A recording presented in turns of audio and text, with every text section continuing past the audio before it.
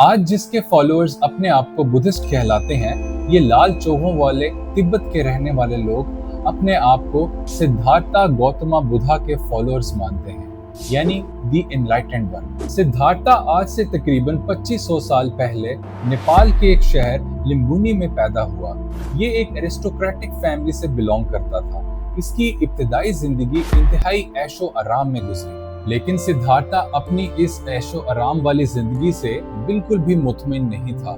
इसीलिए ये अपनी बीवी और एक बच्चे को छोड़कर रूहानियत के सफर पर निकल पड़ा, जिसके बाद से इसका नाम बुद्धा पड़ गया। नाज़रीन, बुद्धा ने अपने जमाने के हिंदू मजहब पर तनकीद करते हुए कहा कि जिंदगी की हकीकतों को अंडरस्टैंड करने के लिए फिलोसॉफिकल और लॉजिकल रीजनिंग को अप्रोच करना चाहिए, बजाय इसके कि हम देव मलाई कहानियों पर यकीन करें। नाज़रीन, बुद्धिज्म कोई मजहब या रिलीजन नहीं है। ना ही बुद्धा ने कभी अपने आप को एक पैगंबर डिक्लेयर किया, और ना ही बुद्धिज्म की टीचिंग्स में वजूद बारी ताला का कोई जिक्र है, बल्कि बुद्धिज्म की टीचिंग्स सिर्फ स्ट्रेट फॉरवर्ड एक फिलॉसफी है। नाज़रीन, बुद्धा का सिर्फ एक ही मकसद था, वो था सच की तलाश।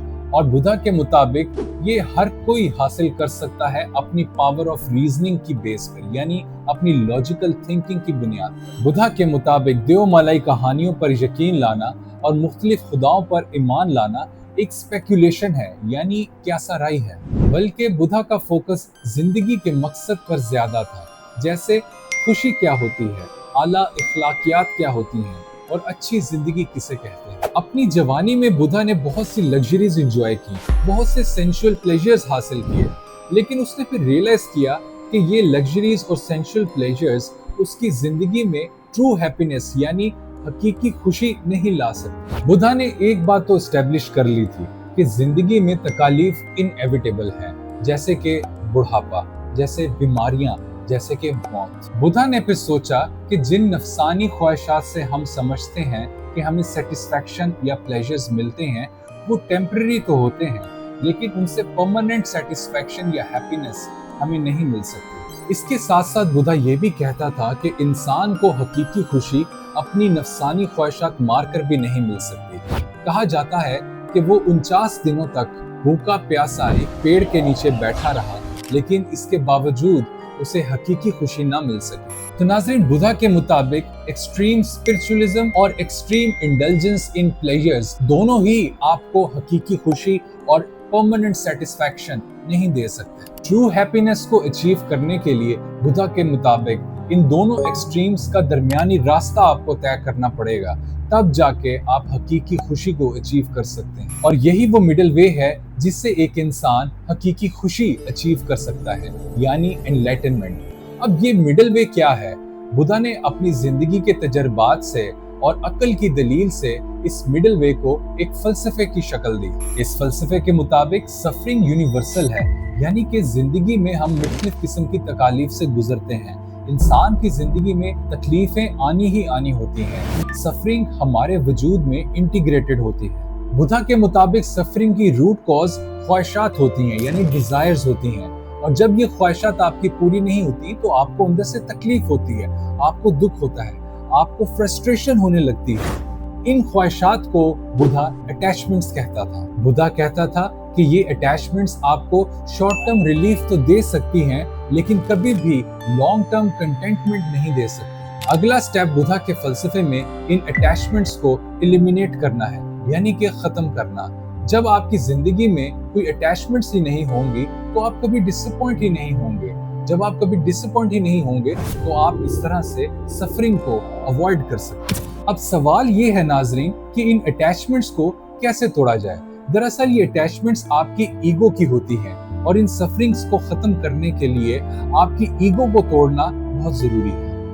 अपने आप को दुनिया की अटैचमेंट से फ्री करने के लिए, जिसकी वजह से हमारी जिंदगियों में तकालीफ आती हैं, हमने अपनी डिजायर से नहीं लड़ना, अपनी ख्वाहिशात से नहीं लड़ना, बल्कि उससे लड़ना है जो ये ख्वाहिशात कर रहा है, जो ये डिजायर्स करता है, यानी कि हमारी ईगो या हम खुद, यानी कि द सेल्फ। बुद्धा कहता था कि सेल्फ एक इल्यूजन है। कोई भी चीज इस यूनिवर्स में अपने आप को पैदा नहीं करती। जो भी चीज इस कायनात में वजूद रखती है, उसके पीछे उसका एक अल्टीमेट कॉज जरूर होता है। इसी तरह हम सब एक इटर्नल प्रोसेस के ट्रांजिटरी पार्ट्स हैं, और इटर्नल प्रोसेस वो है जो कि सेल्फ नहीं है, यानी द नॉट सेल्फ। इस दुनिया में कोई सेल्फ ऐसा नहीं है जो इस नॉट सेल्फ का पार्ट ना हो।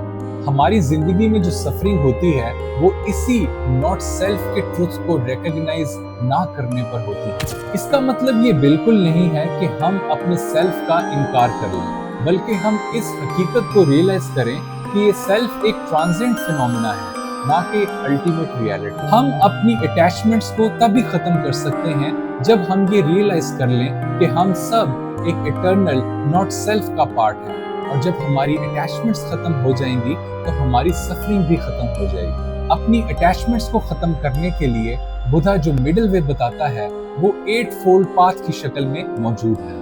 नाज़रीन, ये 8 फोल्ड पाथ दरअसल धर्मा व्हील कहलाता है, जिसकी बेस पे चलते हुए आप निर्वाणा अचीव कर सकते हैं, यानी कि एनलाइटनमेंट। इन 8 फोल्ड पाथ में 8 चीजें बहुत ज्यादा मैटर करती हैं।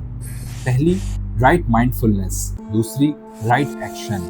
फिर right intention, right livelihood, right effort, right concentration, right speech और राइट अंडरस्टैंडिंग। बुद्धा की सारी जिंदगी इन्हीं 8 फोल्ड पाथ की तबलीग में निकल गई। आज जो हम लाल चौकों में ये लोग देखते हैं, दरअसल ये इसी निर्वाणा की स्टेट को अचीव करने की जद्दोजहद में लगे रहते हैं। निर्वाणा का मतलब है not self, uncreated, unborn, unformed, अनओरिजिनेटेड।